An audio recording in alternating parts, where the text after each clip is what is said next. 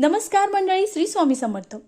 श्रावण महिना हा अतिशय पवित्र महिना आहे। या महिन्यात तुम्ही कोणतीही सेवा करा, पूजा अर्चा करा, याचं निश्चित फळ आपल्याला भोलेशंकर देत असतात। अहो मंडळी, आपण एखादा व्यवसाय, एखादं जे नवीन काम आहे ते सुरू करायला करत आहात, पण तरी सुरू करता करता त्यामध्ये अनेक अडथळे येत आहेत।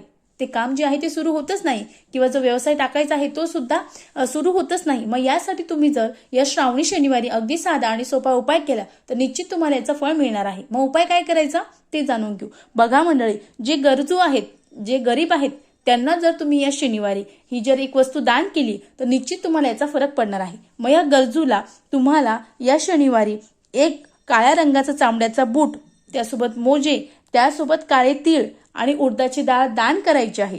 असे केल्याने त्या व्यक्तीचे आशीर्वाद तुम्हाला मिळतात आणि शिवाय शनिदेवाची जी कृपा आहे ती प्राप्त होऊन तुमच्या कामातील जे अडथळे आहे ते दूर होतात आणि तुमचा जो व्यवसाय आहे तो लवकरात लवकर सुरू होतो आणि त्या व्यवसायात सुद्धा तुम्हाला बढती मिळत असते। अगदी साधा सोपा उपाय आहे, निश्चित करावा। श्री स्वामी समर्थ। धन्यवाद।